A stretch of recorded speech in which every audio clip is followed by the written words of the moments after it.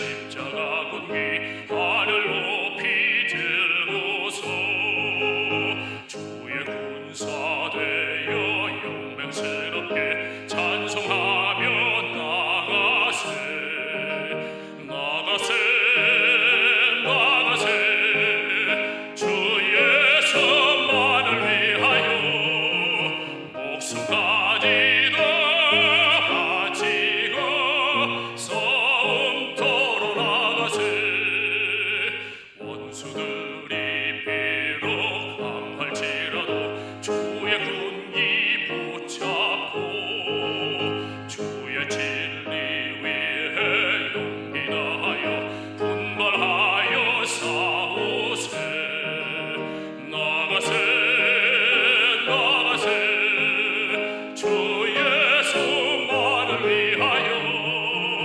목숨까지도 바치고 싸움터로 나가세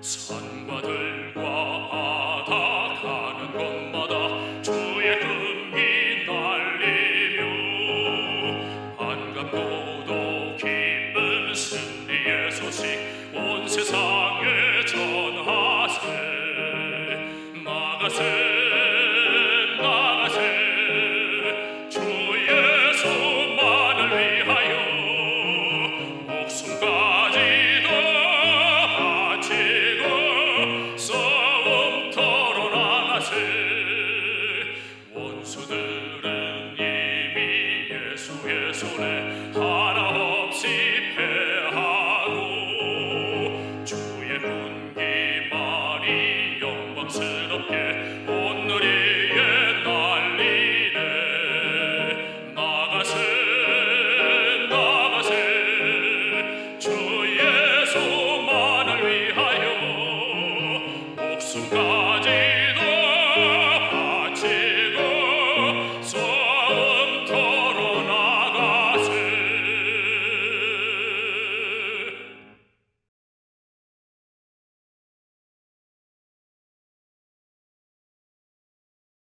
자, 함께 기도하겠습니다. 거룩하시고 자비로우신 우리 하나님 아버지, 저희 하나님의 말씀을 배우기 위해서 오늘 이 자리에 함께 모였습니다. 세상은 더욱더 혼란스럽고 주님의 말씀의 진리의 분별이 어려운 시대입니다. 저희가 이 말씀을 통해서 주님의 말씀의 반석 위에 저희 소망이 흔들리지 않는 귀한 시간 될 수 있도록 성령께서 인도하여 주시옵소서. 이 모든 말씀 우리를 사랑하시는 우리 주 예수 그리스도 이름으로 기도드립니다. 아멘. 예, 반갑습니다. 생일 및 예배 방송에 오신 여러분들 모두 주님의 이름으로 축복을 드리며 반가운 마음으로 이렇게 인사를 드립니다. 여러분, 오늘 제가 여러분들과 함께 나누고 싶은 말씀의 주제는 광야와 산으로 오라는 미혹. 예, 그리고 말씀을 한 구절 같이 읽어보겠습니다. 마태복음 24장 말씀입니다. 같이 읽어보겠습니다. 예수께서 감람산 위에 앉으셨을 때 제자들이 종영이 와서 가로되 우리에게 이르소서 어느 때에 이런 일이 있겠사오며 또 주의 임하신가 세상 끝에는 무슨 징조가 있사오리까. 예수께서 대답하여 가라사대 너희가 사람의 미혹을 받지 않도록 주의하라. 많은 사람이 내 이름으로 와서 이르되 나는 그리스도라 하여 많은 사람을 미혹해 하리라. 여러분, 마태복음 24장은 특별히 마지막 시대의 멸망과 예수님의 재림에 대해서 말씀하셨기 때문에 많은 교회와 교단들이 이 말씀에 대해서 여러 교단의 설명이 있었을 겁니다. 그리고 여러분들은 이 마태복음 24장을 이제 귀에서 피가 나도록 많이 들으셨을 거예요. 그래서 여러분들 어쩌면 그래서 여러분들 마음 가운데 이 말씀을 들을 때마다 그냥 지금까지 들어왔던 아는 말씀이고 그냥 있는 말씀이고 라는 그런 어떤 마음에 갈급함이 없을 그런 위치에 우리가 있을 수도 있습니다. 근데 여러분, 오늘 드리는 말씀은 조금 다른 말씀일 겁니다. 자, 이 마태복음 24장에는 주의 임하심과 세상 끝에 대해서 말씀하시면서 미혹에 대해서 4번을 말씀하셨어요. 특히 사람의 미혹. 여러분, 미혹이 무슨 뜻입니까? 미혹. 정신을, 어떤 무엇에 홀려서 정신을 차리지 못하는 거예요. 그래서 마치 세뇌되고 중독되었다, 이렇게도 우리가 설명할 수가 있습니다. 이 미혹된 사람은 아무리 때리고 아무리 깨워도 정신을 차리지 못해요. 그 자기 안에, 그 테두리 안에 갇혀 있기 때문에. 그래서 마태복음 24장에는 거짓 선지자가 있고, 그리고 이곳에 그리스도가 있고, 그리고 이곳이 결국 뭐예요? 피난처라는 얘기예요. 특별히 재림교회의 재림 기별을 듣고, 그리고 재림에 대해서 소망하는 여러분들은 피난처를 많이 구하실 거예요. 마지막 때에는 내가 그리스도다, 내가 선지자다 라는 말씀은 결국 내가 있는 곳이 피난처라는 그런 미혹의 말씀이 많이 있을 거라고 성경은 주의하고 있습니다. 지금까지 생애빛의 말씀을 듣고 왔던 많은 사람들이 이 생애빛에 뼈를 묻겠다, 생애빛만큼 진리의 말씀이 없다, 생애빛의 복음에 내 생명을 바치겠다라는 사람들이 참 많이 있었습니다. 많이 있었지만 그 10여 년이 흘러가면서 많은 사람들이 결국 자신의 그 소망을 지키지 못하고 계속해서 떨어져 나가는 그 현상을 많이 보고 있습니다. 그게 왜 그럴까요? 많은 고민을 저도 하게 됐는데, 그 사람들이 생애 빛을 나가서 좀 더 좋은 신앙, 좀 더 좋은 믿음으로 가면 참 좋겠는데, 결국 그들은 신앙을 3가지입니다. 3가지. 신앙을 버리거나, 아니면 이단에 빠지거나, 이설에 빠지거나, 아니면 이상한 미혹된 그런 무리에 속하게 되는 그런 안타까운 현상을 많이 보게 됩니다.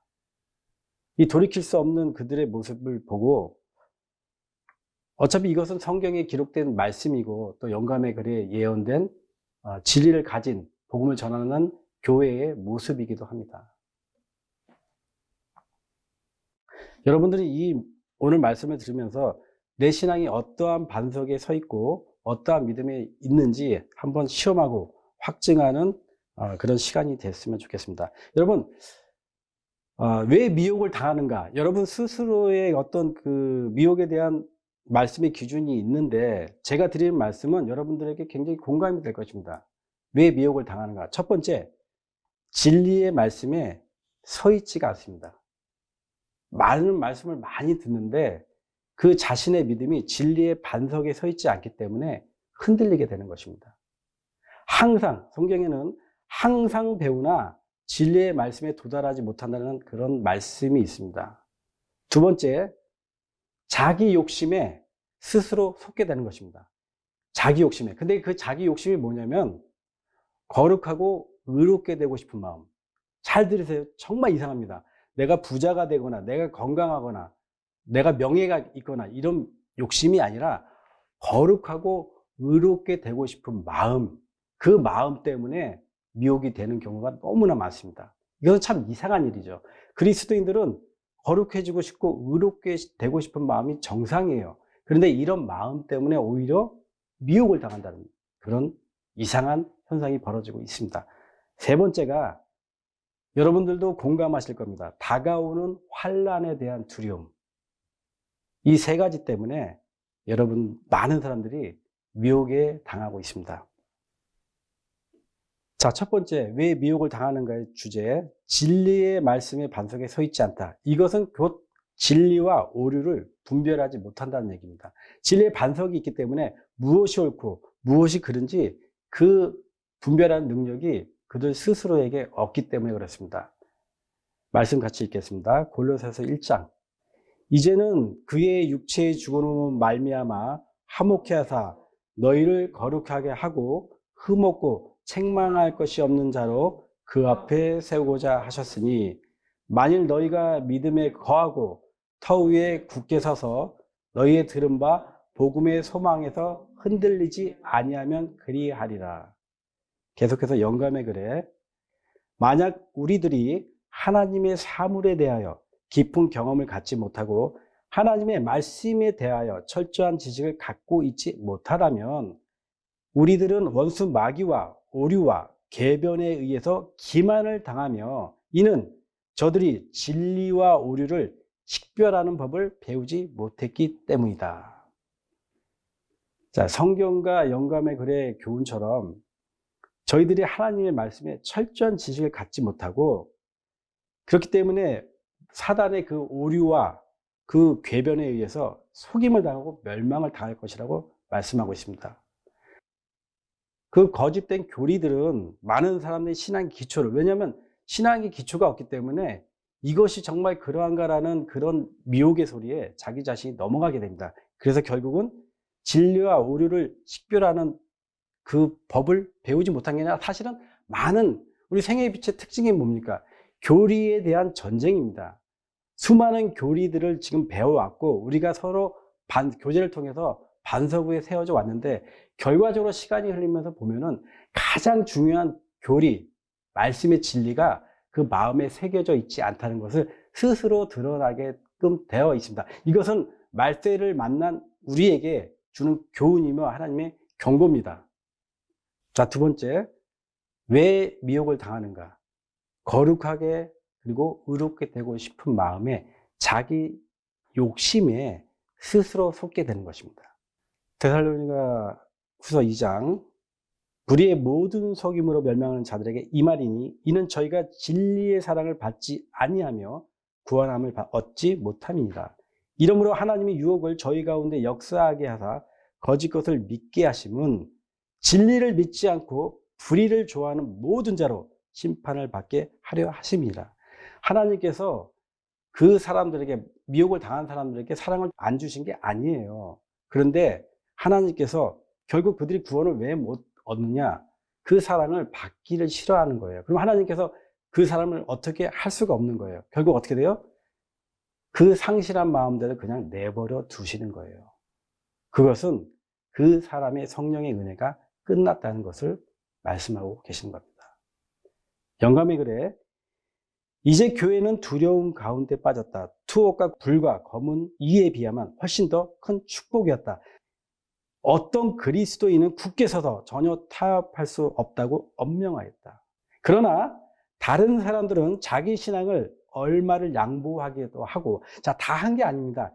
조금은 양보하기도 했습니다. 그리고 얼바무려 그리스도교를 부분적으로 인정하는 그들과 연합하였으며, 여러분, 이설은 모든 100%가 이단이 아니에요. 정말 1% 그리고 그 안에 0.1%가 이설과 이단이 되어 있는 거예요.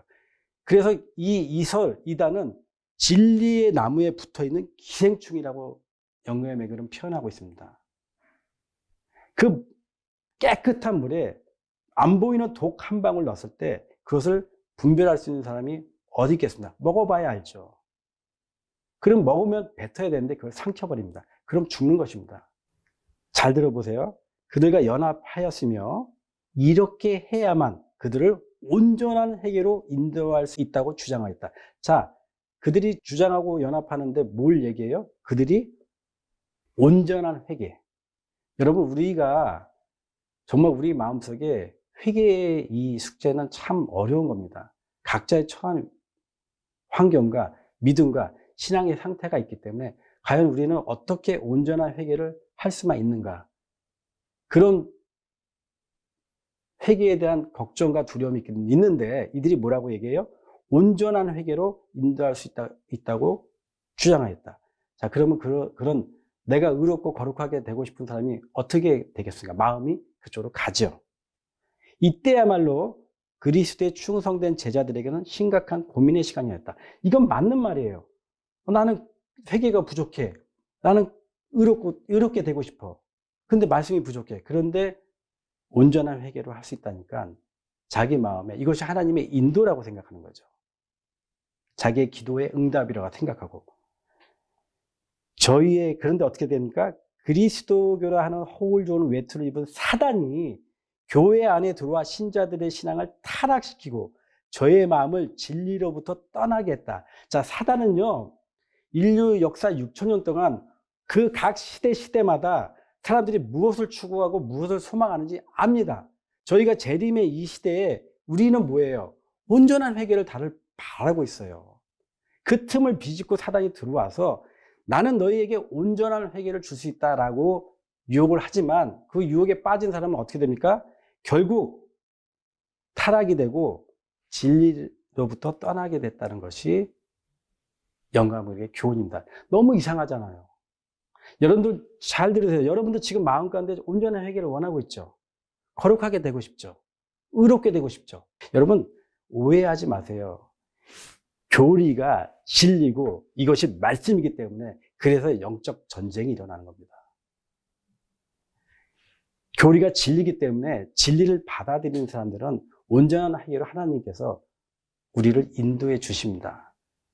말씀이 부족한 게 아니라 자기 자신이 부족한 거예요. 그 욕심에 이끌려서 결국은 그 거듭나고 회개하고 의롭게 되는 것은 뭐예요? 자기 욕심이란 말이에요. 우리가 늘 말씀하지만 우리가 회개케 하는 것은 우리의 능력입니까? 성령 하나님의 인도하심, 죄를 깨닫고 죄인을 인도하는 것은 성령 하나님의 우리가 능력이라고 얘기하잖아요. 그런데 그 성령 하나님의 능력에 대해서 불신이 있기 때문에 이런 현상이 벌어지는 겁니다. 사단은 그 틈을 비집고 들어오는 겁니다. 세 번째, 다가오는 환난에 대한 두려움. 일반적인 교인들은 하나님을 믿는 목적이 무엇입니까? 왜 하나님을 믿습니까? 지옥에 대한 두려움이 있기 때문에 그렇게 믿습니다. 믿는 경우가 많아요. 하나님께서 하나님을 믿지 않으면, 불신하면 지옥에 가서 영원토록 형벌을 받는다는 그 말씀에 사람들이 지옥을 가지 않기 위해서 하나님을 믿고 교회를 다니는 경우가 참 많습니다. 그러나 재림교인들은 환난에 대한 두려움 때문에 미혹을 많이 당합니다. 말씀 보겠습니다. 요한일서 4장 18절에 사랑 안에 두려움이 없고 온전한 사랑이 두려움을 내어 쫓나니 두려움에는 형벌이 있습니다. 두려워하는 자는 사랑 안에서 온전히 이루지 못하였느니라. 여러분, 하나님의 사랑이 온전한 사람들은 두려움이 없다. 그 사랑이 두려움을 내어 쫓는다고 성경은 말씀하고 있습니다. 여러분들 혹시 지금 마음 가운데 정말 환난에 대한 두려움이 있습니까? 저는요. 저도 두렵죠. 개국 이래의 환난인데 그걸 두려워하지 않을 자가 어디 있겠습니까? 종교, 역사, 교회의 역사, 성경의 역사를 아는 제가 그동안 선지자들이, 그리스도인들이 어떤 핍박을 당하고 어떤 고난을 당한지 알고 있는데 제가 그 환난이 왜 안 두렵겠습니까? 저도 두렵죠. 로마서 8장 누가 우리를 그리스도의 사랑에서 끊으리요? 환난이나 공고나 핍박이나 기근이나 적신이나 위험이나 칼이랴. 기록된 바 우리가 종일 주를 위하여 죽임을 당케 되며 도살할 양같이 여김을 받았나이다 한가 같으니라. 그러나 이 모든 일에 우리를 사랑하시는 이로 말미암아 우리가 넉넉히 이기느니라. 내가 확신하노니 사망이나 생명이나 천사들이나 권세자들이나 현재 일이나 장래 일이나 능력이나 높음이나 깊음이나 다른 아무 피조물이라도 우리를 우리 주 그리스도 예수 안에 있는 하나님의 사랑에서 끊을 수 없으리라. 여러분, 유명한 로마서 말씀입니다. 여러분, 이것을 암송을 좀 했으면 좋겠습니다. 이 로마서의 8장 말씀을 암송하시면 여러분이 환난과 두려움 가운데 어두운 가운데 있을 때 이 말씀이 여러분들에게 영적 능력의 양식이 될 것입니다. 여러분, 자, 진리에 대한 기초가 없어요. 반석이 없어요. 그리고 거룩하고 의롭게 되는 그 마음이 필요해요. 그러면 어떻게 돼요? 환난에 대한 두려움. 이 세 박자가 딱 돼 있을 때 사단이 그 틈을 치고 오는 거예요. 사단이 우는 사자처럼 그 영혼을 찾으러 다니면서 딱 낚아챕니다. 여러분, 아프리카에 사자들이 사냥을 할 때 그 무리에서 따로 떨어져서 나가 있는 그 표적을 정확히 사자는 봅니다. 그래서 그 틈을 쏜살같이 가서 그 목더미를 딱 낚아챘을 때 그 사냥감이 되듯이 사단은 우는 사자처럼 돌아다니면서 진리에 대한 지식이 부족하고 그러나 거룩하게 되고 싶고 이렇게 되고 싶은 마음이 있어요. 정상적이죠. 그리고 그 환란에 대한 두려움이 있을 때 사단은 그 영혼의 목더미를 꽉 물어 낚아채는 것입니다. 이것이 자연에서 주는 우리에게 주는 하나님의 교훈이고 그리고 말씀으로 주는 하나님의 경고입니다. 자, 이 우는 사자의 특징, 그런 무리들이 있어요. 그런 집단들이 있어요. 개인이 하기는 어렵죠. 특별히 오늘날 재림을 앞두고 있는 이 시대에 그런 무리들이 많이 생겨나고 있습니다. 그런 그 무리들의 특징을 하나님께서 말씀하지 않으셨을까요? 경고해 놓으셨어요. 맨 처음에 자신들이 모이는 장소에는 특별한 은혜가 있다라고 선전합니다. 두 번째가 어떤 특별한 사람을 교주화시킵니다. 은밀하게. 그래서 그 사람의 말이 곧 하나님의 말씀이고 하나님의 계시고 자신들은 아니라고 하지만 바깥에서 외부에서 그 집단을 봤을 때 그런 현상으로 가고 있는 거죠. 당연히 거기에 미혹된 사람은 그걸 인정하지 않죠. 여러분, 세상에 각종 이단과 이설 단체들이 있어요. 그들이 그 안에서는 그 교주를 하나님으로 성령 하나님이나 하나님의 계시를 받은 자라고 말하면서 외부에는 그걸 얘기할까요? 안 하죠. 왜냐하면 당연히 이단과 이설이라고 하니까. 그러나 오늘날은 그렇게 얘기를 해도 많은 사람들이 미혹돼요. 저 사람이 하나님의 어머니다, 이 사람이 성령 하나님이다 라고 얘기해도 수많은 사람들이 미혹이 됩니다. 왜 그럴까요? 두려움 때문에 그렇습니다. 세 번째로 자신들만의 독특한 신앙 교리를 만들고 그 교리가 천국으로 가는 길이라고 주장합니다. 자, 세 가지. 자신들의 장소는 하나님의 은혜가 있는 장소고 거기에는 하나님의 특별한 말씀을 전하는 사람이 있고 그 사람이 만든 교리가 하늘로 가는 방법, 길이라고 그렇게 미혹합니다. 여러분 많이 주위에서 많이 보고 있죠? 자, 자신들의 모이는 장소에 특별한 은혜가 있다. 여러분 그들이 올린 간증 내용들을 보면은 대부분 이런 내용입니다. 이곳에 오니까 세상의 고통과 고민이 모두 사라지는 경험을 했다. 이곳에 오니까 평화와 사랑이 충만한 사람들이 너무나 이 사람들이 온유하고 너무나 이 사람들이 그리스도의 사랑이 넘친다. 그들 가운데 너무나 은혜가 넘친다. 여러분 제가 항상 얘기하지만 이설과 이단 단체 여러분은 가보지 않았잖아요. 가본 사람이 드물죠. 저는 그들하고 토론도 하고 변론도 하면서 그들 모임에 가봤어요. 그들이 뭐 이렇게 뿔이 나고 뭐 험악하게 생겼습니까? 아니에요. 그들 안에 정말 평화와 안정이 있습니다. 굉장히 행복해합니다. 여러분들이 생각하는 그런 무리들이 아니에요. 그들 나름대로 그들 안에서 그들 규칙과 그들 모임이 있기 때문에 환경이 있기 때문에 굉장히 행복하고 그들이 정말 평안함을 갖고 있어요. 여러분들이 상상하는 그런 모습이 아니에요.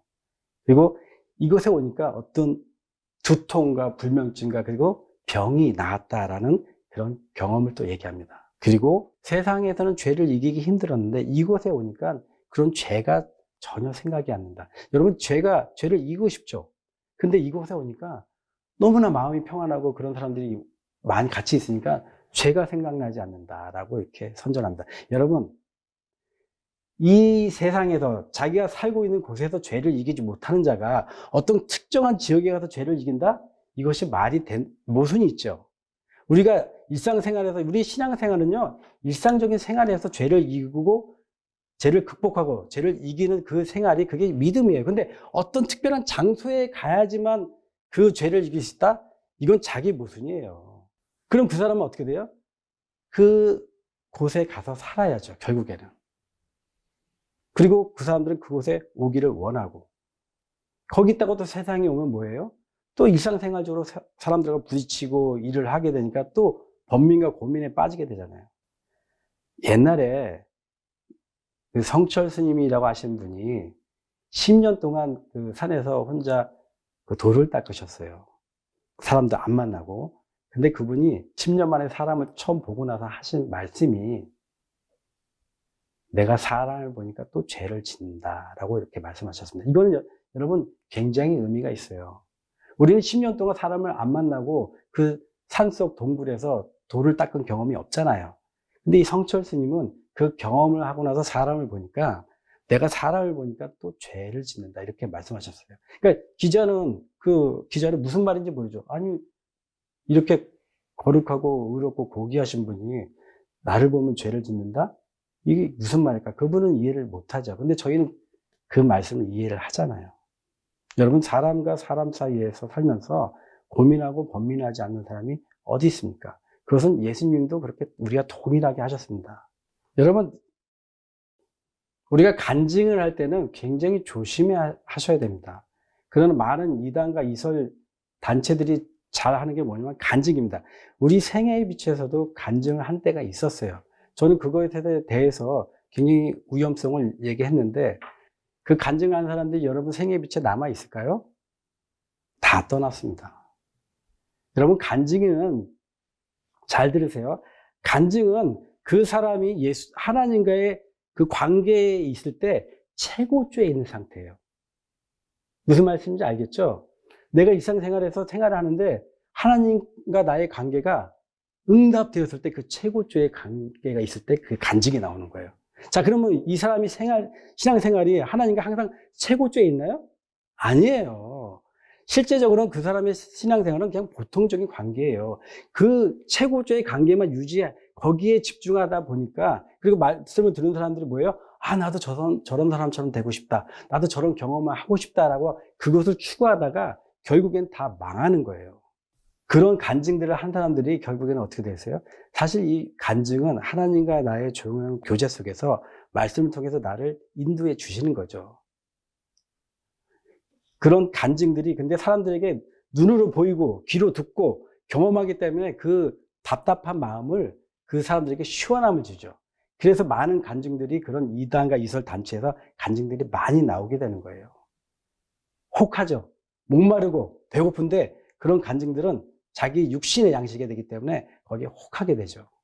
그런 간증을 조심하십시오. 두 번째, 사람을 은밀하게 교주화시킵니다. 디모데후서 4장 때가 이르리니 사람이 바른 교훈을 받지 아니하며 기가 가려워서 자기의 사역을 쫓을 스승을 많이 두고 또 그 길을 진리에서 돌이켜 허탄한 이야기를 쫓으리라. 여러분 그런 모임 속에 가면은 은밀하게 저 사람은 하나님의 말씀을 받은 자고 계시를 받은 자고 능력 있는 자라는 그런 각인이 하나하나 되면서 그 사람이 하는 말씀을 하나도 놓치고 싶은 마음이 없기 때문에 아주 세밀히 듣게 됩니다. 그리고 그 말씀 하나하나가 전해지면서 그 안에 독소가 하나하나 들어가는데 그것을 받아 먹게 되는 것입니다. 이러한 상태에 들어간 사람들은 그 사람이 정말 주의 종, 주의 선지자로 그렇게 보게 되는 거죠. 그래서 그 사람이 어떤 사회적이고 도덕적인 그 범죄의 일을 했을지라도 전혀 개의치 않습니다. 어떻게 얘기합니까? 다윗도 범죄하고 다윗도 간음하고 솔로몬도 범죄했는데 하나님께서 용서해 주지 않았느냐. 이것은 그 사람이 회개했으면 괜찮다라고 아예 인정을 합니다. 여러분 오늘날에 말씀을 전하는 자의 도덕성과 말씀을 전하는 자의 하나님의 율법에 대한 정확성은 옛날과 다르지 않습니다. 기가 가려워서 자기의 사욕을 쫓을 스승을 많이 두고 여러분 여기서 자기의 사욕을 쫓을 이 사욕이 아까 말씀드린 것처럼 어떤 돈이나 명예나 내가 잘 살고 건강하자 이런 사욕이 아니에요. 그 사욕은 내가 거룩하게 되고 싶고 의롭게 되고 싶은 그 욕심에 그런 스승을 많이 두게 된다는 얘기예요. 그래서 어떻게 돼요? 허탄한 이야기를 저희가 봤을 때 너무 허탄한 얘기예요. 거기를 쫓게 된다고 성경은 말씀하고 있습니다. 다음에 세 번째, 자신들만의 독특한 신앙 교리를 만들고 그 교리가 천국으로 가는 길이라고 이렇게 말합니다. 자, 여러분 그들만의 집단 장소가 있는데 그들만의 신앙 교리가 있어요. 특히 재림을 기다리는 재림 신도들에게 건강 개별과 시골 기별은 굉장히 중요한 구원의 부분입니다. 잘 들으세요. 재림 신도들에게는 이 건강기별과 이 시골기별이 그들에게 영향력이 굉장히 큽니다. 그래서 여러분도 아시겠지만 많은 무리와 많은 집단들, 이 재림신앙에서 나간 사람들의 특징이 뭐냐면 건강기별하고 시골기별이에요. 그들만의 무리를 만들고 그들만의 집단 생활을 하게 되죠. 그 집단 무리 속에 있다 보면 그들만의 독특한 신앙 교리가 나오지 않을 수가 없어요. 왜? 사람을 붙잡아야 되니까. 그리고 여기 있는 당신들이 바깥에 있는 사람들보다 더 의롭고 거룩하다라는 것을 심어주기 위해서 그들만의 독특한 교리가 나오지 않을 수가 없어요. 그래서 여러분들이 알다시피 많이 나온 게 식탁기요.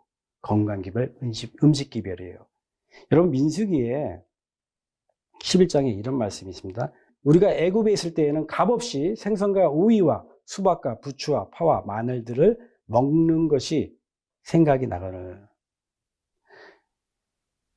여러분 재림 신앙을 하다 보면 많이 들려오죠. 어떤 때는 볶음국식을 먹어야지 승천할 수 있다. 어떤 사람은 생식으로, 화식도 이게 범죄이기 때문에 생식으로 먹어야지 건강이 유지되고 천국에 갈 수 있다.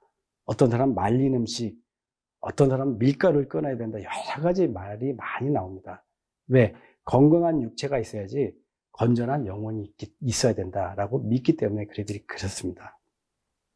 우리가 애굽에 있을 때 생선, 오이, 수박, 부추, 파, 마늘, 오이, 수박, 부추, 파, 마늘, 이건 절에서도 오신채라고 해서 먹지 않는 그 음식이 부추와 파와 마늘, 이제 고춧가루 이런 음식의 종류의 하나예요. 오신채라고 해서 사람을 자극시키지 않는 음식을 스님들도 먹지 않습니다. 그래서 스님들이 채식을 많이 하죠. 그리고 그분들도 산에서 살고. 근데 이것을 먹으면은 애굽에 있는 정신이기 때문에 우리 그리스도인들은 부추, 파, 마늘, 오이, 수박도 먹으면 안 된다고 말하는 사람들이 꽤 있습니다. 여러분들 이 말씀을 듣고 계신 여러분들 김치 드시죠? 된장국 드시죠? 마늘 드시죠? 여러분들은 그 사람들의 논리대로라면 천국을 가지 못합니다. 그 사람들은 이것이 승천 음식이에요. 그들만이 먹는 승천 음식이 따로 있어요. 그것을 추구하면서 거기에 갔던 사람들이 그들이 먹는 것을 보고 어떻게 생각합니까? 와, 이 사람들은 거룩하고 의롭고 정말 하나님의 백성이구나. 나는 세상에서 김치도 먹고 마늘도 먹고 된장도 먹고 이렇게 많이 먹는데 나는 그저 그냥 고기와 생선을 안 먹고 그렇게만 지키고 있는데 이 사람들은 우리보다 더 나은 거룩한 생활을 하고 있구나라고 그들의 모습에 홀딱 빠져들게 되죠. 여러분, 제가 이 말씀을 드리는 건 뭐냐면 수박과 부추와 파와 마늘 이것이 정말 애굽에 있는 정신입니까? 예전에 어떤 생애 비춰 있던 나간 어떤 형제님이 그 단체 오이와 부추와 파를 안 먹는 단체에 가서 저희 생애 비치에 가서 막 뭐라고 했습니다. 저희 월간지에 마늘, 흑마늘이죠. 흑마늘 찌면은 되게 건강에 좋다라는 이제 기사가 나간 적인데 흥분이 돼서 막 뭐라 한 적이 있어요. 어떻게 생애 비치에서 마늘을 건강 음식으로 소개하냐라고 막 얘기하는데 저희 집사람이 그분이 드는 그 약을 이렇게 얘기하면서 형제님이 드는 그 먹는 그 건강 그 영양 속에 마늘 성분이 다 들어가 있어요 라고 얘기하니까 그분이 아무 말도 못하고 눈만 껌뻑껌뻑 하던 그때가 좀 생각이 납니다. 제가 여러분들에게 드리고 싶은 말씀은 정말 여러분들이 애굽의 정신, 애굽의 생활에서 벗어나고 싶으면 여러분들이 지금 당장 쓰고 있는 휴대폰부터 버리세요. 그리고 여러분들이 당장 쓰고 있는 돈도 버리세요. 이 휴대폰과 이 돈은 일만하게 뿌립니다. 누가 돈을 만들어냈어요? 하나님께서 돈을 만들어주셨어요? 천만에요. 사단이 만든 게 오늘날의 돈의 제도고 은행 제도고 지금 여러분들이 지금 쓰고 있는 그 스마트폰이 사단이 걸작품이에요. 그걸 당장 버리세요. 그렇지 않으면은 여러분들이 먹고 마시고 그런 음식이 여러분들 더럽게 하는 게 아니에요. 여러분들이 지금 쓰고 있는 은행 제도와 이 사회생활과 이 돈이 여러분들의 그 영혼을 훔치는 거예요. 부자가 되게 애쓰지 말라고 이 돈에 대해서 얼마나 하나님께서 경고하셨어요. 여러분들이 정말 그 애굽의 생활에서 벗어나고 싶으시면 여러분들 시골에 아무리 가 있어도 이 생활에 젖어 있으면 여러분들은 시골에 가 있는 거 아무 의미가 없어요. 60만 시골의 생활에 가 있지 여러분들의 생활은 이미 애굽에 같이 있는 거예요. 여러분들 정말 시골 생활을 한다고 하고 싶으면 이 사람들처럼 생활하세요. 미국에 메노나이트하고 아미시라는 그 기독교 단체 무리가 있어요. 그들은 마차를 타고 다녀요. 자동차 사용 안 합니다. 이건 세상적인 문물이기 때문에 그들은 자동차 생활을 안 해요. 이 사람들 옷 입은 거 보십시오. 얼마나 경건합니까? 화려하지도 않아요. 머리에 흰 수건을 두르고 성경에 있는 말씀처럼 치마도 이게 미국 사람이에요. 여러분 이게 미국의 모습이에요. 선조들이 지킨 그 청교도 그 믿음을 그대로 유지하고 있는 메노나이트와 아미시의 기독교 공동단체예요. 여러분 잘 들으세요. 이 사람들이 농사를 지을 때 절대 기계를 쓰지 않습니다.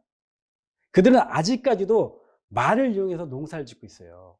기계를 전혀 쓰지 않습니다. 집도 나무로 그 사람들이 일일이 다 짓고 있습니다. 세상 문물을 전기와 하다못해 먹는 것도 나무로 해서 다 짓고 있어요. 시골 생활이라면 이 정도는 해야 되지 않아요? 자급자족하고 있어요. 오늘날 미국에서 모든 문명과 물질이 발달한 미국에서 이 사람들은 핸드폰도 안 쓰고 전기도 안 쓰고 돈도 안 쓰고 자급자족하면서 서로 이렇게 사용하고 있어요. 여러분 놀라운 일이 뭔지 아세요?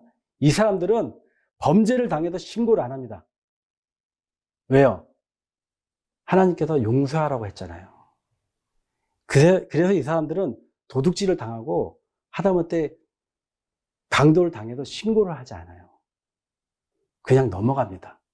그래서 미국에서는 이 아미시와 메노나이트 그 성도들에 대해서 범죄를 하는 자들은 가중처벌합니다.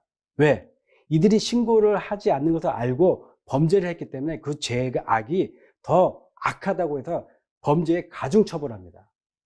적어도 여러분 부추와 파와 마늘을 먹고 싶지 않다면은 이 정도의 생활을 한다면 제가 어느 정도 인정을 하겠습니다. 그러지 않고 먹는 것으로서 의롭게 되고 먹는 것으로서 자기가 거룩하게 한다고 승천 음식이라고 얘기한다면 여러분들은 기만에 빠져 있는 거예요. 애굽 생활, 애굽 정신에서 벗어나고 싶으면 여러분들이 적어도 이 정도의 삶을 산다고 한다면 제가 인정하고 동의하겠습니다.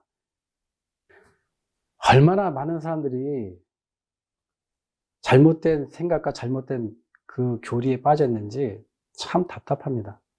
여러분, 자, 극단적인 건강 기별에 대해서 좀 짚고 넘어가겠습니다. 자, 말씀에 식상할 음식에 관한 권면에 이런 말씀이 있습니다. 동물성 기름 없이 그리고 할 수 있는 대로 천연 그대로 준비한 곡식과 과일은 승천을 위하여 준비하고 있는 모든 사람들의 식탁을 위한 식물이 되어야 할 것이다. 자, 이 한 구절만 보면은 우리는 그렇게 먹어야 되죠.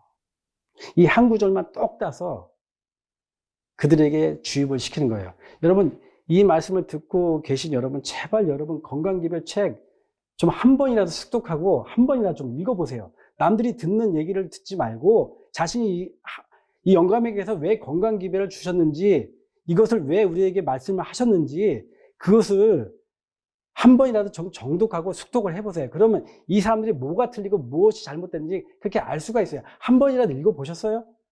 좀 읽어보세요.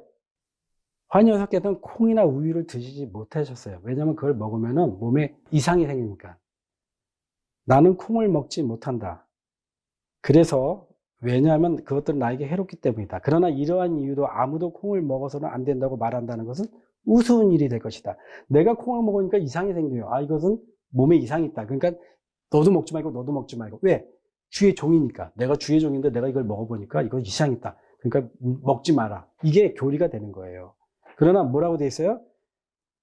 우리는 말다툼이나 논쟁이 없다. 나의 모든 가족들은 모두 조화되기 때문이다.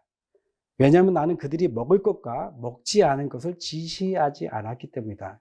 여러분, 우리가 환희여사 당시에 그 식탁에 가면 여러분들은 얼마나 어렵겠습니까? 이것은 먹고 이것은 먹지 말아야 되고, 환희여사가 뭘 먹지 말라고 했나?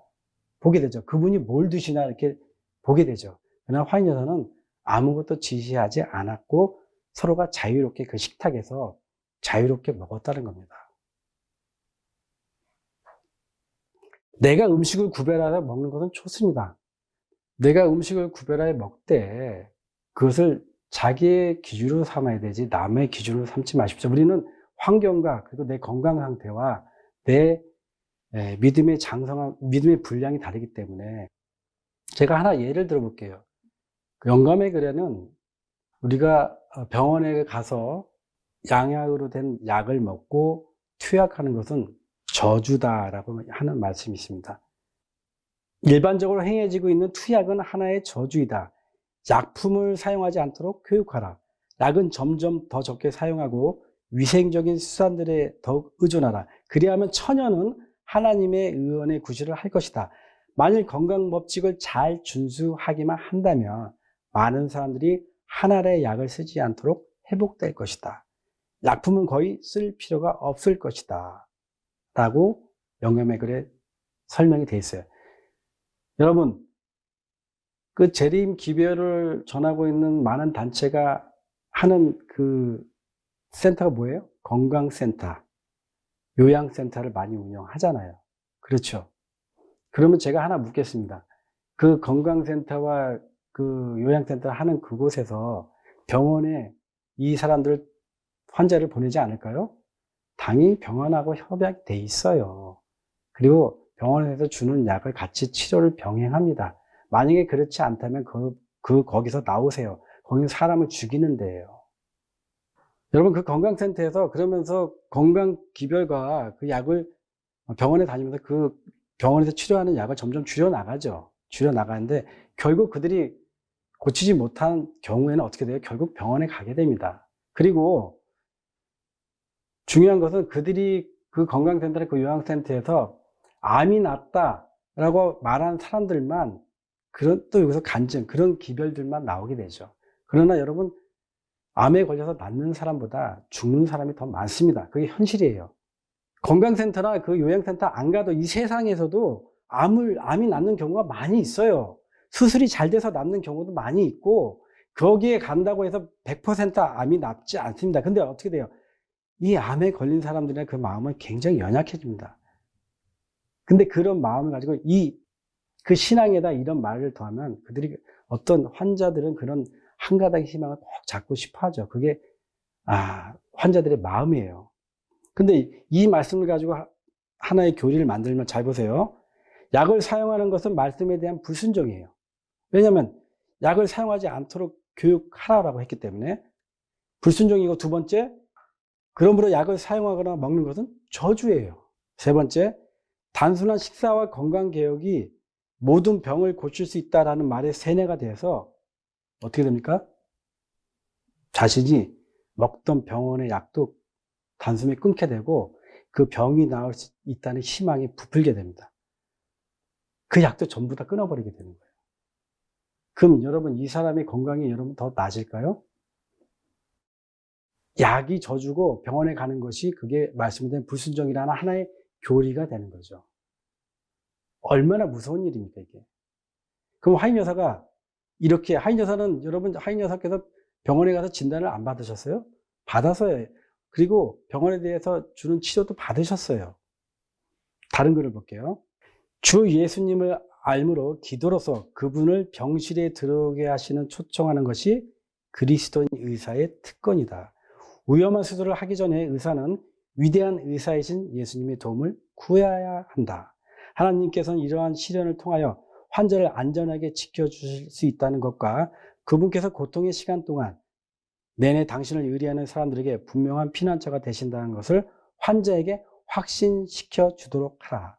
자, 이 말씀은 환자가 병원에 가는데 그 의사가, 그 그리스도인 의사가 있다면 그 의사에게 하나님이 함께 하신다는 확신을 주고 그 의사의 치료와 그 의사의 그 능력에 하나님께서 함께 하신다는 그 약속을 믿고 그 병실에 들어가라고 이렇게 말씀해 주신 거 아닙니까? 한 구절만 따고 그걸 교리로 만들어버리면은 그것이 이단이고 그것이 극단이 되는 겁니다. 자, 여러분, 음식 기별에 대한 말씀이 참 많아요. 근데 이것을 여러분들에게 제가 말씀하지 못하는 것은 사실은 그 부분들은 여러분들이 성경과 영감의 글을 읽어보시고 여러분들이 스스로의 신앙을 한번 챙겨보십시오. 여러분, 요한 웨슬레가 믿음으로 말미암은 구원을 전하면서 요한의 슬러가 얼마나 철저하게 이 건강기별을 지키신지 아세요?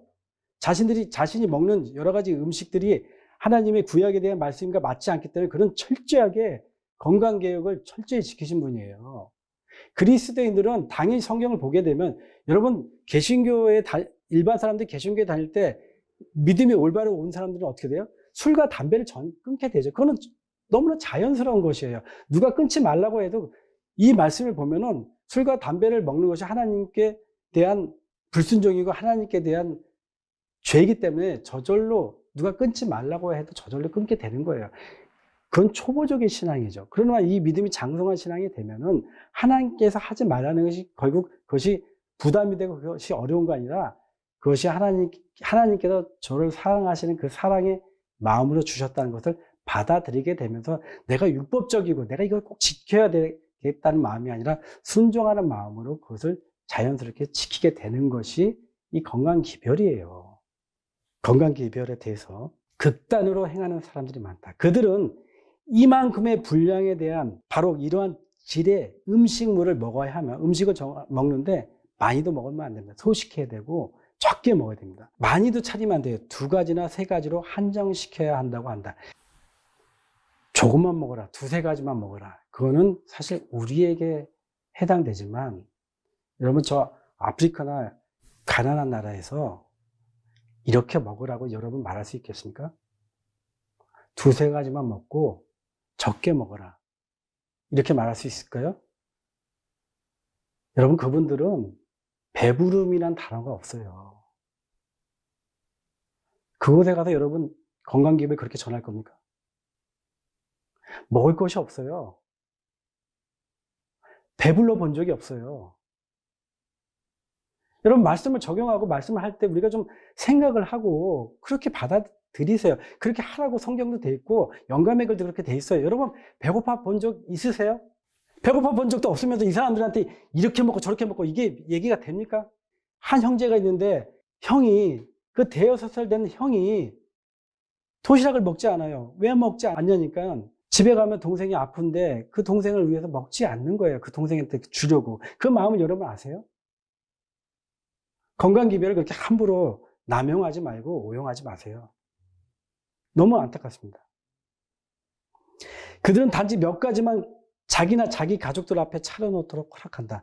적은 분량의 음식을, 그것도 최선의 질이 아닌 음식을 먹음으로 그들은 육체에 적절하게 영양을 공급해줄 식물을 위장으로 들여보내지 않는다. 빈약한 음식은 좋은 피를 만들 수 없다. 영양분이 없는 음식은 피를 메마르게 할 것이다.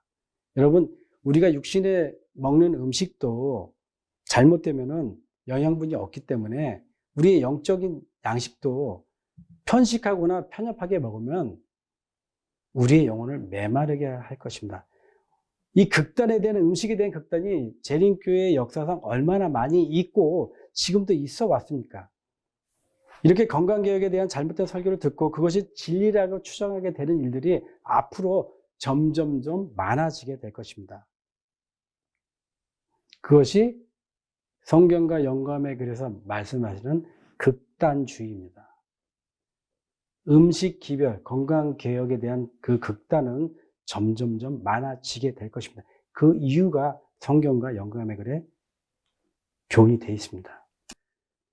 여러분, 마태복음 5장에 그 중에 마음이 청결한 자는 복이 있나니 저희가 하나님을 볼 것이며, 여기에 대해서 이렇게 산상본에 예수님께서 유대인들은 의식상 청결에 대해 지나치게 엄격하였기 때문에 규칙들이 대단히 번거로운 면을 가지고 있었다. 그들은 마음의 규칙과 제약과 외관상으로 드러나는 불결에 대한 두려움에 사로잡힌 나머지 이기심과 악의에 의해 심령에 얼룩지는 오점을 깨닫지 못했다. 예수님은 이 의식상 정결이, 이 겉으로 드러나는 의식, 옷을 어떻게 입고 손을 어떻게 씻고 무엇을 먹어야 되는 그 정결이 당신의 나라에 들어가는 조건들 중, 잘 들으세요, 하나라고 말씀하지 않으신다. 그러나 뭐가 필요해요? 마음의 청결은 필요하다고 지적하신다. 유로부터 난 지혜는 첫째 성결하다. 더러운 것은 아무것도 하나님의 성에 들어가지 못할 것이다. 그것 거민이 될 사람은 모두 이 세상으로부터 마음이 청결해져야 할 것이다 라고 산상보훈에 기록이 되어 있습니다. 여러분, 의복이나 음식의 정결함을 이루기 위해서 애쓰기보다는 마음의 정결함이 무엇인지 먼저 생각해 보셔야 됩니다. 여러분, 예수님께서, 그 당시 예수님께서 죄인들하고 같이 식사를 하고 죄인들의 집에 거하시고 죄인들하고 같이 다니면서 유대인들이 항상 하는 말씀이 뭐예요? 예수님 보고 부정하다. 예수님 보고 죄와 같이 있다. 항상 예수님을 쫓아다니면서 하는 말씀이 뭐야?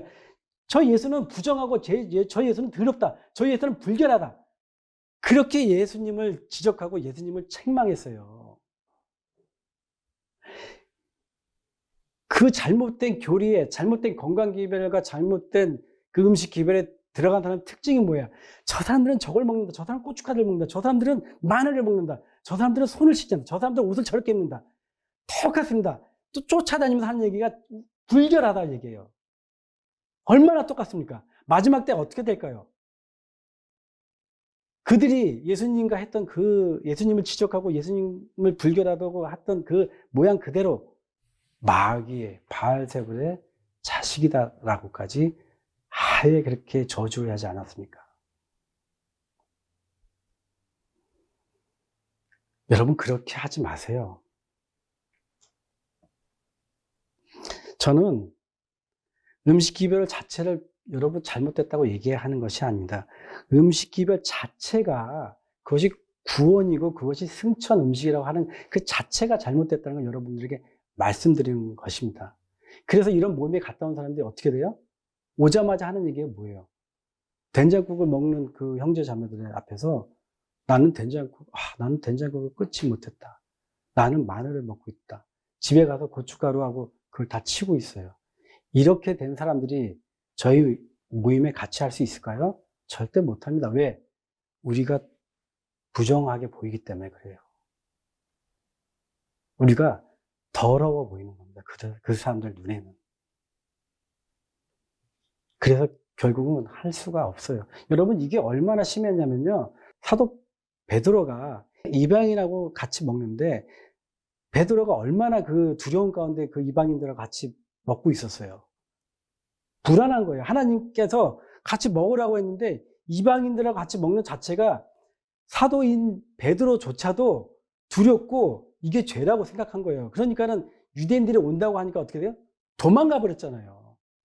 그만큼 그 당시에 음식 기별이나 이 의복 기별이나 이 식사 문화나 여러 가지에 대해서 그 정도로 세뇌되고 중독되어 있기 때문에 그 베드로도 그 자리를 도망가 버린 거예요. 그게 어떻게 돼요? 그 경건하던 바나바도 같이 도망가 버렸잖아요. 사도 바울이 얼마나 책망을 하십니까? 예수님께서 마태복음 15장에 이렇게 말씀하셨어요. 입으로 들어가는 모든 것은 배로 들어가서 뒤로 내어 버려지는 줄 알지 못하느냐. 입에서 나오는 것들은 마음에서 나오나니 이것이야말로 사람을 더럽게 하느니라. 여러분, 부추와 파와 오이와 마늘, 이게 뭐가 죄가 있습니까? 이 식물이 무슨 죄가 있어요? 입으로 들어가는 그것은 뒤로 나가는데 사실 우리가 더 더러운 것이 뭐예요? 우리 마음에서 입에서 나오는 그것이 더 사람을 더럽게 한다고 이렇게 예수님께서 말씀하셨잖아요.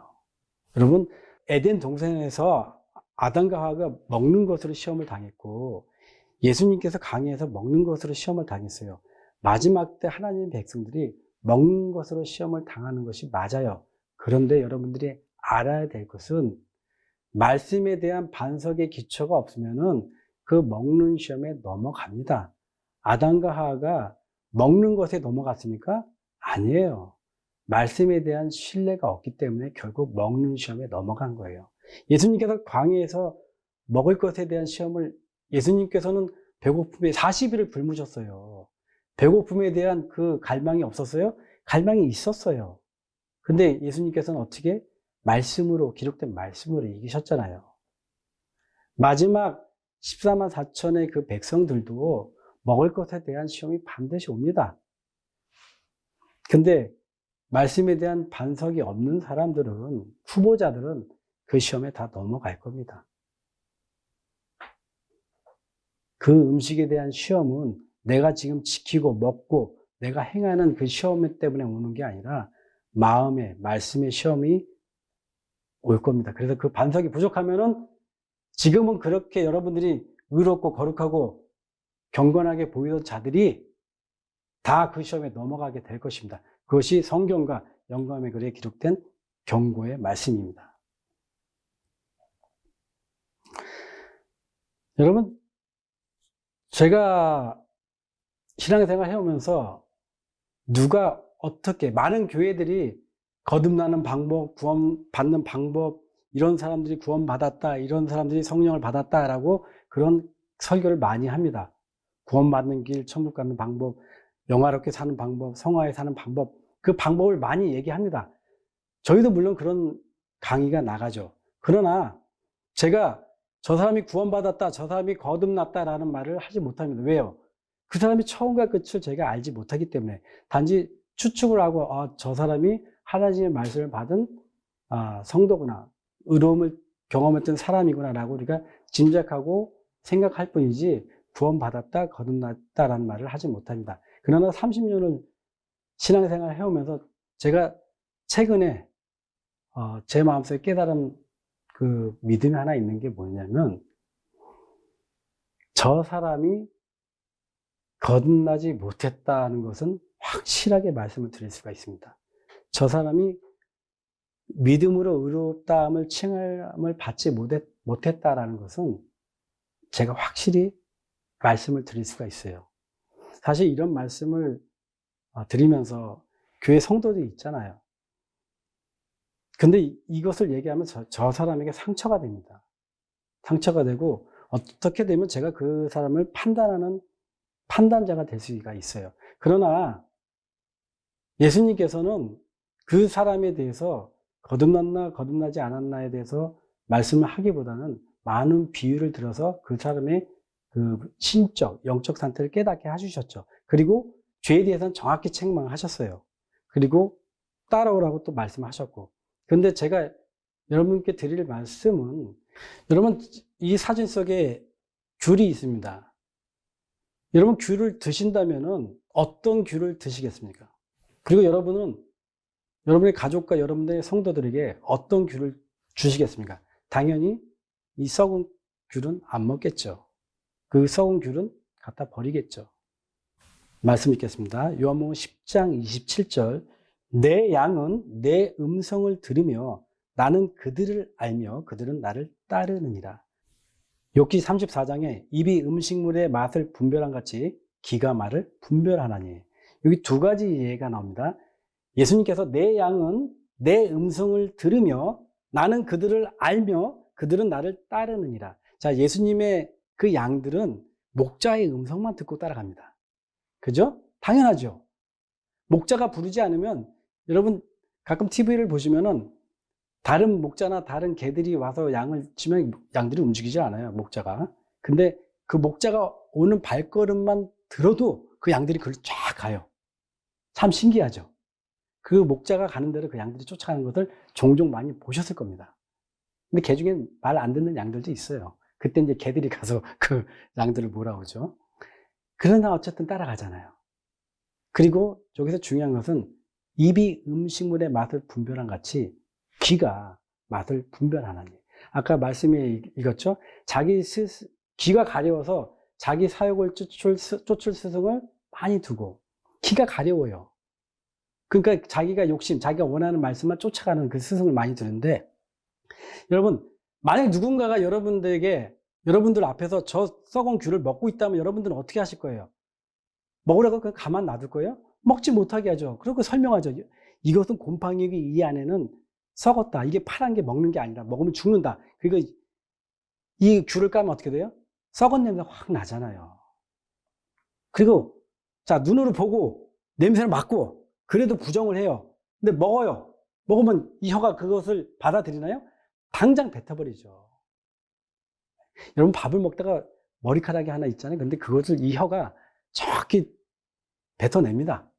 돌 같은 거, 이물질이 있으면 이 혀가 맛을 느끼는 겁니까? 맛을 느껴죠. 근데 이 이물질도 느껴요. 이 혀가. 굉장히 신기하고 하나님의 이 창조의 능력이 얼마나. 그리고 먹으면서 우리가 씹는데 이 혀가 자기 이에 그 사이를 왔다 갔다 하면서 이게 훈련받은 게 아니에요. 먹으면서 그 좁은 혀가 왔다 갔다 하면서 이 혀를 씹지 않고 잘 왔다 갔다 오묘합니다. 근데 실수하고 혀를 씹으면 얼마나 아파요? 정말 아프죠. 정말 아파요. 그만큼 혀가 오묘합니다. 우리가 죄를 짓는 것도 이 혀를 통해서 많이 짓지만 우리가 은혜 받는 것도 이 혀를 통해서 많이 은혜를 받아요. 이 최종 단계가 보고 듣고 체험해도 못 느끼는 그 이설의 최종 단계가 이 혀예요. 혀가 먹으면서 이거 뱉어내는 겁니다. 그런데 어떤 사람이 이 썩은 과일과 이 썩은 음식을 먹으면서 전혀 분별을 못하고 오히려 맛있게 먹는다? 이 사람이 여러분들은 그리스도인이라고 인정하실 수가 있어요? 없잖아요. 그래서 확실하게 말씀드릴 수 있는 게 다른 음성을 듣고 이 부패한 음식을 먹으면서 가는 사람들에게 저는 그 사람을 그리스도인이라고 할 수가 없는 거예요. 그 사람이 어떤 영혼의 상태였는지 정확히 얘기해 줄 수밖에 없어요. 근데 이 사람들이 깨닫질 못해요. 그런 부패한 음식을 먹고 있으면서 본인은 거룩하고 본인은 의롭다고 생각해요. 그리고 어떻게 생각해요? 밝은 빛을 받았다고 얘기해요. 그래서 그 밝은 빛을 받은 사람한테 제가 얘기합니다. 아니 그럼 생애의 빛은 어두운 빛입니까? 라면 그건 또 아니래요. 아니 그 말이 안 맞잖아요. 자기는 밝은 빛을 말씀을 듣고 왔다고 하니까 그러면 생애의 빛에는 당연히 그 받은 말씀보다 어두운 빛이잖아요. 근데 그것을 얘기하면 그렇지는 않다고 얘기해요. 동일하다고 얘기해요. 여러분 생애의 빛을 나간 사람들께 제가 참 말씀드린 게 뭐냐면은 동일하다고 얘기하지 마세요. 형제들이 말씀을 정확히 분별하면서 다르다고 얘기하는데 자기는 같다고 계속 얘기해요. 왜? 두려우니까요. 이 말씀을 지금까지 받은 그 마음 가운데 뭐가 있어요? 생애의 빛이 진리라는 그 마음은 있기 때문에 본인이 가는 곳이 두려운 거예요. 한때 생애의 빛에서 나간 손모 대표, 그 사람들이 생애의 빛이 많이 동일하다고 해서 얼마나 많은 문제가 있었어요.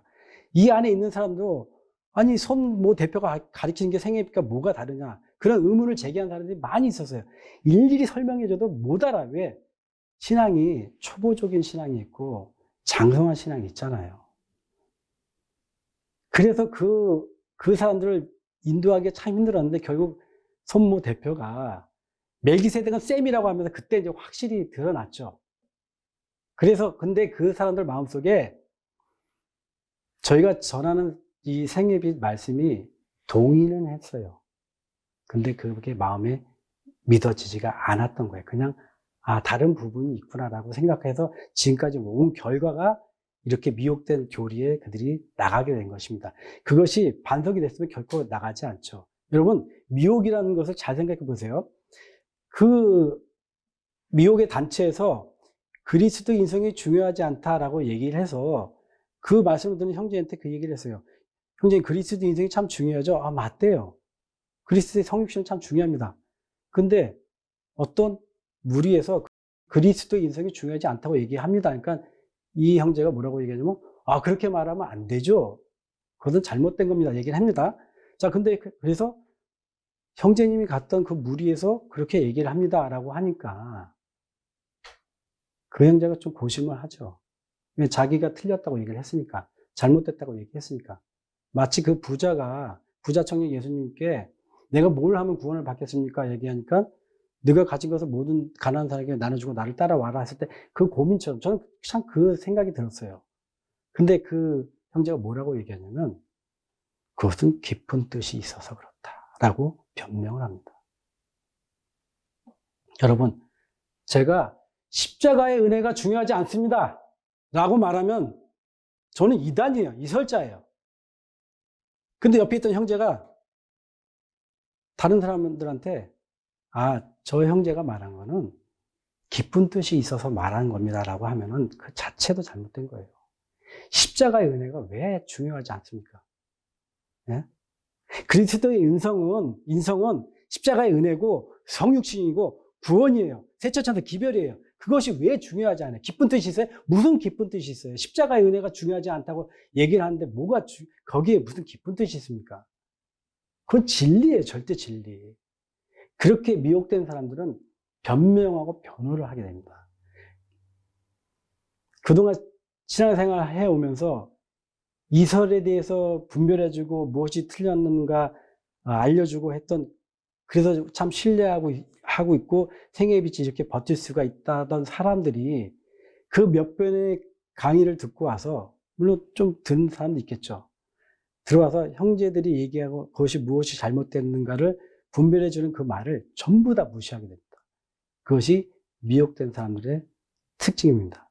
여러분들, 이 썩은 음식을 보면서 맛있다고 먹으면은 그 사람들은 하나님의 말씀을 분별하지 못한 자들이라고 여러분들도 인정이 되실 겁니다.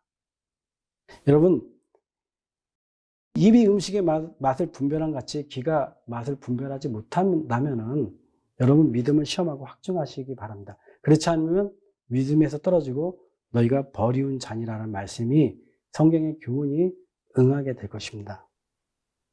그리고 제가 또 하나 경험하게 된 것은, 하나님께서 미혹돼서 빠져나간 그 자리를 하나님은 결코 버려두지 않는다는 말씀입니다. 말씀 보겠습니다. 시련이 우리를 빽빽히 둘러쌀 때 우리의 대열에는 분리와 연합이 둘 다 있게 될 것이다. 지금 전쟁 무기를 들 준비가 된 어떤 사람들은 실제적인 위험의 때에는 그들이 견고한 반석 위에 세움을 잊지 않았으면 드러날 것이다. 그들은 시험에 굴복할 것이다. 여러분, 우리가 전쟁에 나가기 위해서 대열을 딱 준비했는데 가장 힘 빠지는 게 뭐예요? 이 대열에서 도망가는 자들. 무기도 들고 전신갑주 딱 입었는데 갑자기 이 대열에서 빠져나가잖아요. 그럼 전체 군의 사기가 떨어집니다. 한 사람 도망가잖아요. 둘, 셋, 넷 다 도망가요. 그러면 전쟁에 나가는 옆에 사람이 빠지면 우리가 얼마나 두려웠겠습니까? 그 대열에 빠져나간 사람들을 하나님께서 그냥 두지 않는다는 것입니다. 왜 그랬습니까? 그건 바로 우리를 위해서 그렇습니다. 어떤 사람들은 흔들림을 받아 정로에서 이탈하였다. 그것을 위하여 오래 참음으로 탄원하고 고민하여 고귀한 승리를 쟁취한 자들과 연합하지 못한 부주의하고 무관심한 자들은 승리를 얻지 못하였으며, 그들은 어두운 가운데 버려진 바 되었으며 대신 진리를 붙들고 그 대열 가운데 참여한 다른 사람들이 그들의 자리를 채웠다. 여러분, 진리에 대해서 빠져나갔다고 해서 두렵고 불편하지는 않습니다. 마음은 아파요. 그들이 받을 영광과 그들이 받을 은혜가 있는데 그것을 버렸기 때문에 마음은 아픈데, 하나님께서는 그 다른 준비된 자를 그 대열에 채워주십니다. 그것을 경험하고 있고, 연합과 분리는 주님 오실 때까지 계속 이루어지는데 우리는 거기에 심륜에 빠지거나 거기에 대해서 불안과 걱정하면 안 됩니다. 하나님께서 채워주실 겁니다.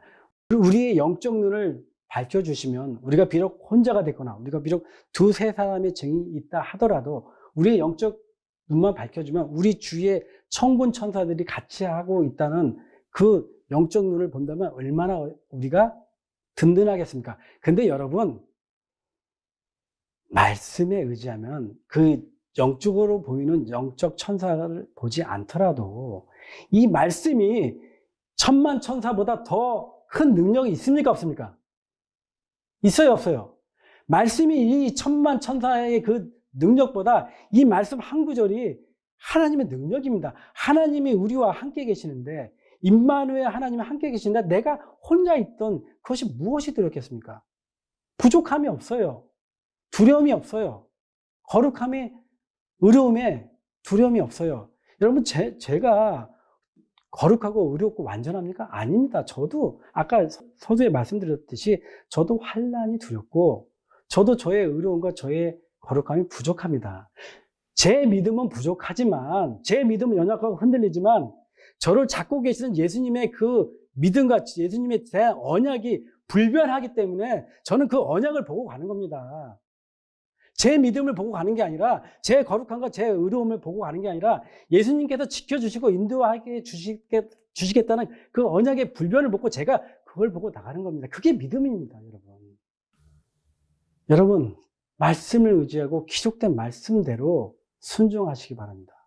우리가 나중에 싸울 것은 우리의 거룩함도 아니고 우리의 의로움도 아니고 나의 어떤 선한 행위도 아니고, 우리가 싸울 것은 기록된 말씀대로 싸우게 되는 것입니다.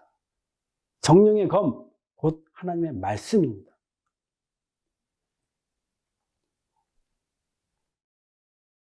자, 하나님께서 이 교회에 이설을 허락하신 목적이 있습니다.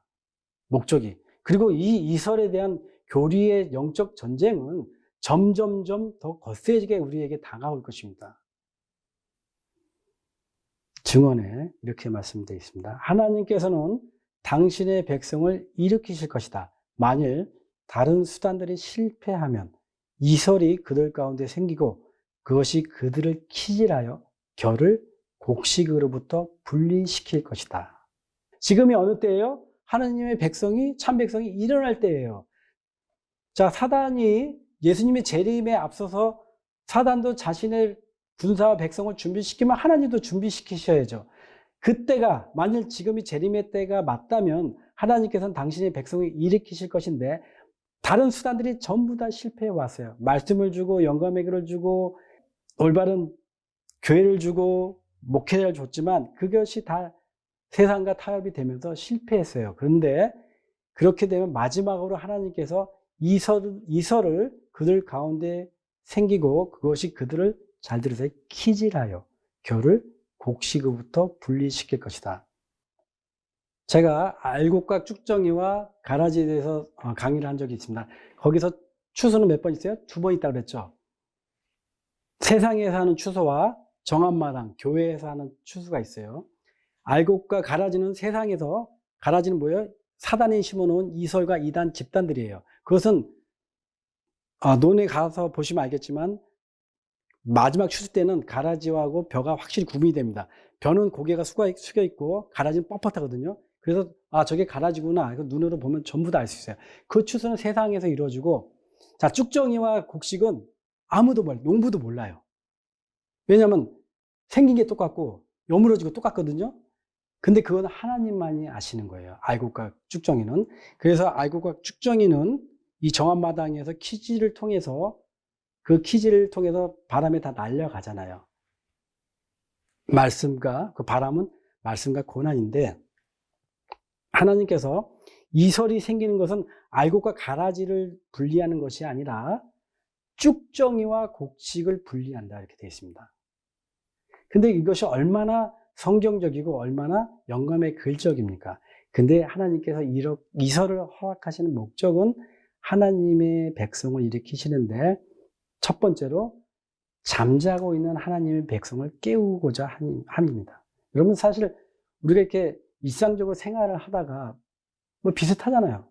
신앙생활 하는 것이, 말씀 보고 예배 드리고 찬송하고 하다가 어느 순간 하나님께서 우리 안에 이설을 가만히 들여옵니다. 삼위일체를 부인하고 대속죄의 심판을 부인하고 영감의 글을 부인하고 그 다음에 원죄론을 인정하고, 가장 큰 게 뭐예요? 그리스도의 성육신을 이상하게 부인하는 게 아니에요. 그리스도의 성육신, 그리스도의 인성을 살짝 꽈놨죠. 분별하지 못하게. 그런 이설을 들여옴으로 해서 우리가 어떻게 돼요? 다시 깨어서 말씀을 보고 다시 영감의 글을 보면서 우리의 믿음의 반동을 다시 단단하게 세우게 되죠.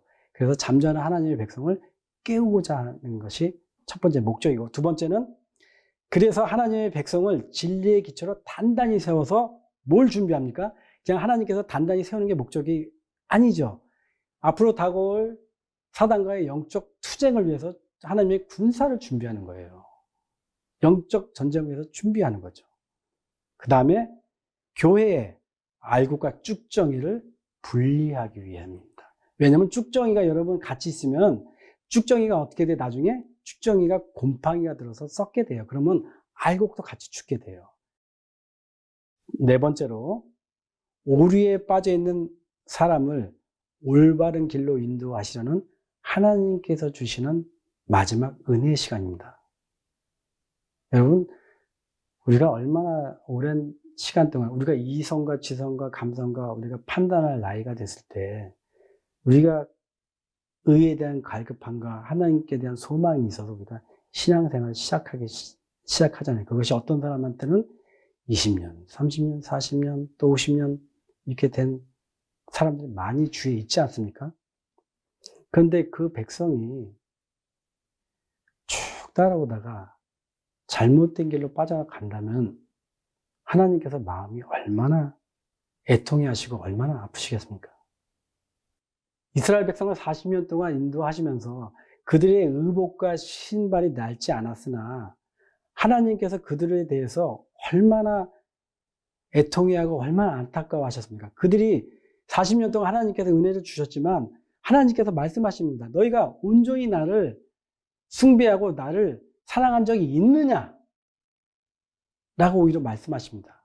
하나님께서 그 많은 은혜와 그 많은 보호와 그 많은 은혜를 주셨는데 정말 진심으로 너희가 나를 사랑한 적이 있느냐라고 반문하십니다.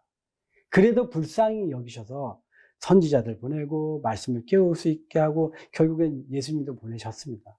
그것처럼 그들이 30년, 40년, 50년 그 신앙생활을 해온 그것을 안타깝게 여기시고 그 사람에게 주시는 하나님의 마지막 은혜의 시간이에요. 너희가 그 미혹된 길로 가지 말고 진리로 다시 돌아오라는 그 마지막 은혜의 시간을 하나님께서 주시기 위해서 우리에게 이설을 주신 겁니다. 그럼에도 깨닫지 못하고 떠나가는 자들은 하나님께서 어떻게 하실 수가 없는 것입니다. 자, 이제 정리하겠습니다. 여러분, 제가 첫 번째 마태복음 24장에 많은 주의 임하심과 세상 끝에는 거짓 선지자가 많이 일어날 것이라고 되어 있는데 이것은 사실은 그 예수님 초림 당시에 그 그리스도인들에게 주신 예언의 말씀은 아닙니다. 그 말씀은 말세를 사는 우리에게 주시는 말씀이 확실하죠. 그렇죠? 당연하죠. 왜냐하면 주의 임하심과 세상 끝의 징조니까 그 당시 그리스도인들, 그 당시 사도들에게 주신 말씀이 아니라 사실 진실로 말하면 우리에게 주신 말씀이에요.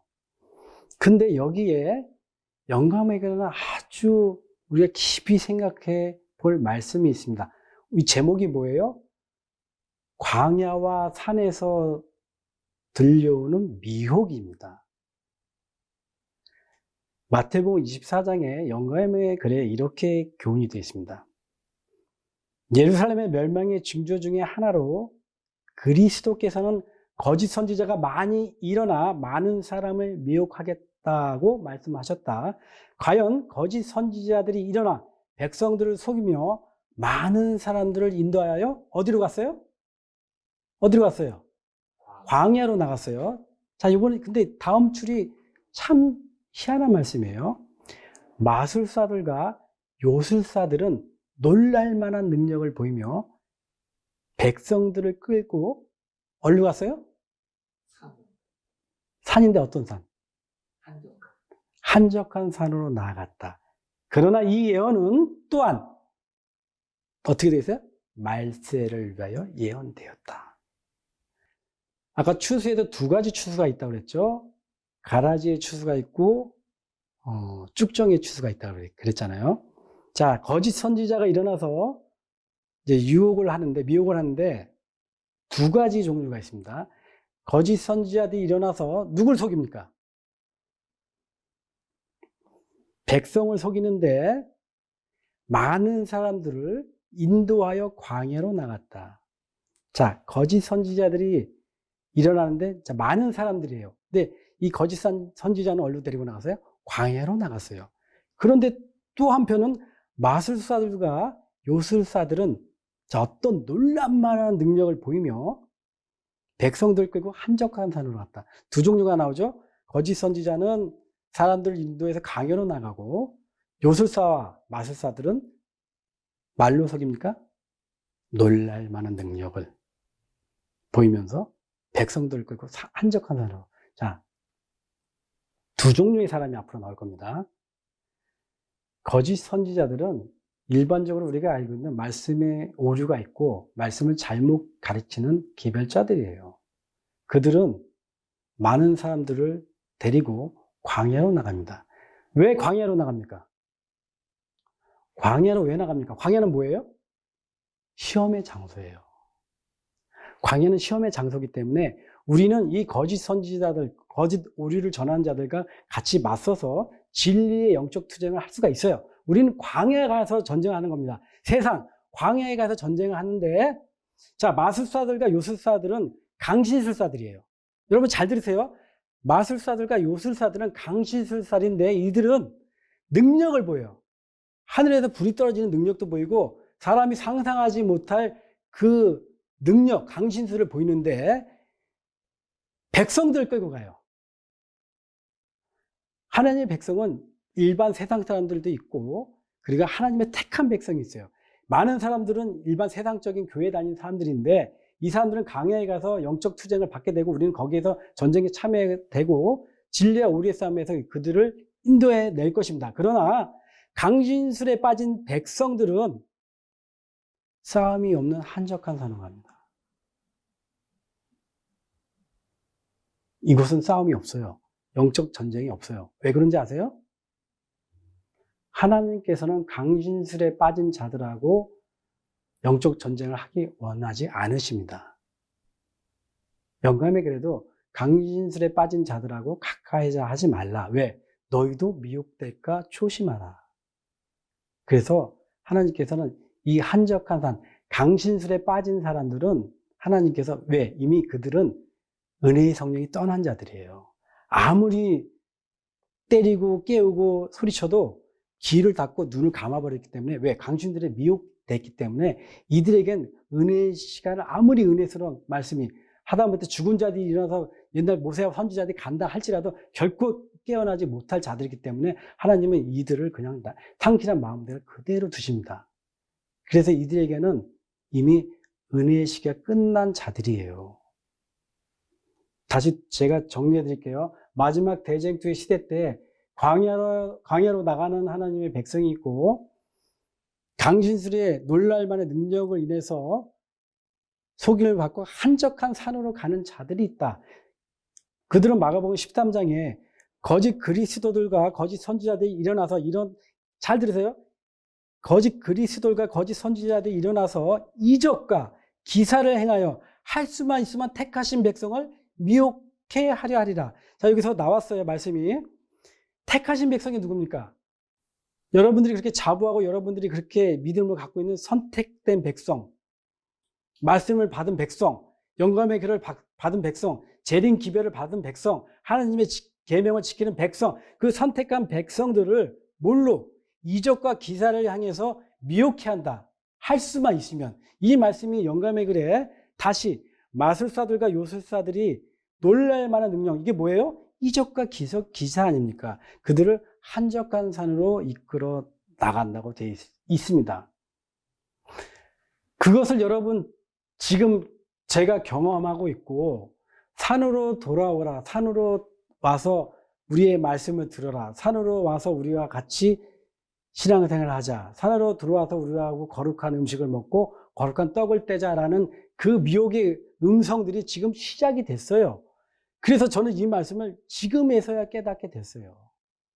아, 광야의 시험과 산으로 나가는 두 무리가 있구나. 광야로 나가는 백성들과 한적한 산으로 나가는 백성들이 있는데 이 한적한 산으로 나간 사람은 이미 이 사람들은 미혹된 자를, 강진술에 미혹된 자들이구나. 그래서 말세를 위해서 이렇게 예언이 되었구나 라고 깨닫게 되었습니다. 여러분, 지금 많은 교회와 목회자들이, 설교 단체들이 미국을 향해서 무엇을 얘기하고 있습니까? 트럼프 대통령이 어떻고, 전자개혁이 어떻고, 핫팩이 어떻고 하면서, 교황이 어떻고 하면서, 일요시험령이 많이 이제 세워졌다. 일요시험령이 곧 일어날 것이다. 라고 많이 얘기를 합니다. 제가 단언하건대, 미국에서 일요시험령이 세워지는 법령이 세워질 때, 여러분들은 얼마나 많은 거짓 선지자들과 거짓 성령 운동가, 여러분들이 그 두려움과 환란에 대한 두려움과 그 말씀에 대한 기초가 없기 때문에 여러분들이 얼마나 혼란 가운데 생기고 얼마나 많은 사람들이 한적한 곳으로 오라는 그 이적과 기사를 통해서 여러분들을 미혹할 것인지 저는 눈에 선하게 보입니다. 많은 사람들이 물어볼 것입니다. 우리가 어떻게 해야 될까? 여러분, 저도 여러분들에게 그렇게 답변을 해줄 수가 없습니다. 그런데 제가 여러분들에게 해줄 수 있는 말은, 만약에 미국의 의료협력이 세워지고 사고팔고 매매가 통제된다고 한다면 많은 사람들이 생의 빛에 문의를 올 것입니다. 당신들은 어떻게 할 것입니까? 당신들은 어떤 믿음을 갖고 있을 겁니까? 라고 제가 참 많은 고민을 해오고 지금도 하고 있습니다. 근데 하나님께서 깨닫게 해주신 말씀은, 저와 이곳에 있는 성도분들과 그리고 생의 빛의 말씀을 듣는 분들에게 해드릴 수 있는 말씀은, 예수님은 믿음을 강요하거나 믿음을 강제적으로 주입시키거나 강제적으로 날 따라오거나 그렇게 말씀하지 않으셨습니다. 그래서 제가 왜 예수님께서 항상 이런 말씀을 하셨는지, 이제 우리 주위에 일어나는 미혹과 지금 세상 돌아가는 것을 보고, 예수님께서 왜 이 말씀을 하셨는지, 그 책임은 뭐예요? 여러분, 마지막 시대에 예수님의 재림을 앞두고 있는 이 시대가 확실하다면, 말세의 때 광야와 산에서 오라는 그 미혹이 무엇인지 다시 한번 생각해 보시고, 이 미혹된 말씀에 자신의 영혼을 팔지 말기 바랍니다. 정말 안타깝고 정말 가슴이 아픈 일이 아닐 수가 없겠습니다. 여기까지 왔는데 그 영혼을 위해서 기도드리게 됩니다. 하나님께서 우리에게, 말세를 맞는 우리에게 이 교훈과 이 말씀을 주신 그 은혜에 감사와 찬양을 드립니다. 함께 기도하겠습니다. 천지와 그 가운데 만유를 지으시고 살아계시는 하나님 아버지, 우리를 불쌍히 여겨 주시옵소서. 지금 저에게는 지금 많은 일들이 세상적으로 일어나고 있습니다. 그러나 그 사단은 우는 사자같이 우리의 연약함과 우리의 부족함을 계속 공격하고 있습니다. 우리가 부족하고 그렇게 우리 스스로가 침륜에 빠지지 않고, 지금까지 하나님께서 성경을 통해 백성들을 어떻게 인도하고 어떻게 가르치시고 저희에게 성령의 충만함을 허락해 주시옵소서. 저희가 말세를 앞두고 오직 주님만 의지하고, 주님께서 저희를 사랑하시고 저희를 인도하시는 오직 한 분의 목자로서 저희가 진리의 기초에 흔들리지 않고 주님만 보고 따라갈 수 있는 그 믿음을 주님 허락해 주시옵소서. 더불어 생애의 빛이 전하는 이 진리의 복음이 결코 흔들리지 않고 바벨론의 교리와 섞이지 않도록 항상 지켜주시고 저희를 인도하여 주시기를 우리 주 예수 그리스도 이름으로 기도드립니다. 아멘.